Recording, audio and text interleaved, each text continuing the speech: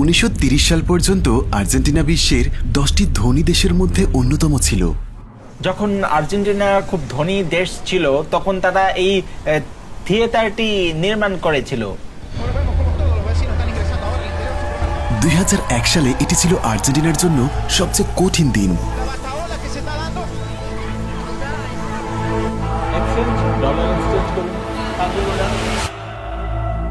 Euro, dollar, মুদ্রার মান এখন 100%-এরও বেশি বেড়ে গেছে। এর মূল কারণ হলো মানি প্রিন্ট। আমরা বিশ্বজুড়ে মুদ্রাস্ফীতি নিয়ে আলোচনা করছি। এটা ভেনেজুয়েলা ও জিম্বাবুয়েতে দেখেছি, বর্তমানে আর্জেন্টিনায় আছি। আমি ভিক্টর এবং আমি একজন অর্থনীতিবিদ। আমি কেন্দ্রীয় ব্যাংকে কংগ্রেসের অর্থনীতি মন্ত্রণালয়ে কাজ করি। মানি প্রিন্টিং এর ফলে মুদ্রাস্ফীতি ঘটে। রাস্তাঘাট জুড়ে ক্যাম্বিও পাওয়া যায়। ক্যাম্বিও মানে হলো বিনিময়। এখানে ডলারের ভিন্ন ভিন্ন দাম আছে, পর্যটকরা লাভবান হয়। বর্তমানে লাতিন আমেরিকায় আর্জেন্টিনার সবচেয়ে সস্তা। এখানেও অনেক রকম ডলার আছে। এই পুরো রাস্তাটাই এরকম। আজ সরকারি মার্কেটে $1 মূল্য 220 পেসো, কিন্তু প্যারালাল বাজারে 460 পেসো, মানে দ্বিগুণেরও বেশি। মানে দাঁড়ালো, ডলার থাকলে আপনি লাভবান হবেন। হ্যাঁ, একদম ঠিক। এক্সচেঞ্জ ডলার এক্সচেঞ্জ করুন। Exchange dollar exchange. সরকারের কাছে সমস্ত খরচ মেটানোর মতো পর্যাপ্ত সম্পদ নেই, তাই এর অর্থায়ন করতে মানি প্রিন্ট করতে হয়। জানি না সরকারের কেন মানি প্রিন্টের প্রয়োজন। আমার মনে হয় এটা ক্ষমতার বিষয়, কারণ যদি তাদের হাতে প্রিন্টিং মেশিন না থাকে তারা ক্ষমতা হারায়। 2001 সালে এটি দিয়ে এটি কিনা যেত, অথবা এটা দিয়ে এটা কিনা যাবে, কিন্তু 2023 সালে আপনার এটি প্রয়োজন হবে। এটাই হলো মানি প্রিন্টিং এর ফল। Se ha metido al interior del supermercado. Son todos iguales. El pueblo se tiene que sacar la camisa.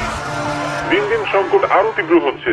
104% বার্ষিক মুদ্রাস্ফীতির কারণে আর্জেন্টিনা তার জনসংখ্যার ব্যয় উঠাতে পারছে না।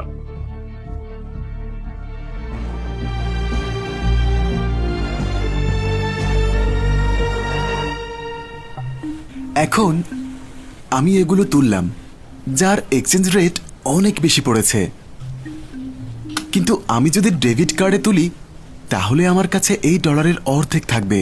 বিদেশি পর্যটকদের কাছে সাথে যদি নগদ মার্কিন ডলার থাকে তবে ভালো হয়।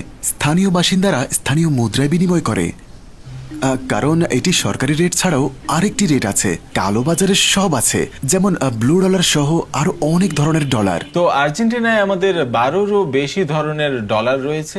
কাতার ডলার, ব্লু ডলার, যেমন ক্যাম্বিও, পর্যটকদের ডলার, সরকারি ডলার এবং আরো অনেক রকম ডলার, যেমন ইউরো, ডলার, রিয়াল। আমি এখন যে হোটেলে আছি এখানে লেখা আছে যে আমাকে 2 রাতের জন্য 370 মার্কিন ডলার দিতে হবে, কারণ এটি সরকারি রেটেই লেনদেন করে। কিন্তু কালোবাজারের মাধ্যমে পে করলে অর্ধেক দিতে হবে। যদি মার্কিন ডলার ছাড়া স্থানীয় মুদ্রায় পে করেন তবে প্রায় দ্বিগুণ দিতে হবে। রাজনীতিবিদরা দুর্নীতিগ্রস্ত, তাই এ ব্যাপারে মানুষকে আরো দায়িত্বশীল হতে হবে। এটাই আর কি।